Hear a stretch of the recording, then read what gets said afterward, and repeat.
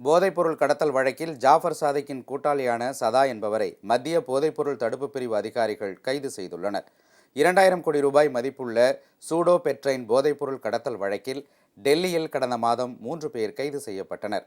மேலும் இதன் மூளையாக செயல்பட்ட தமிழ் திரைப்பட தயாரிப்பாளரும் திமுக நிர்வாகியுமான ஜாஃபர் சாதிக்கை விசாரிக்க முயன்றபோது தலைமறைவாகிவிட்டார்.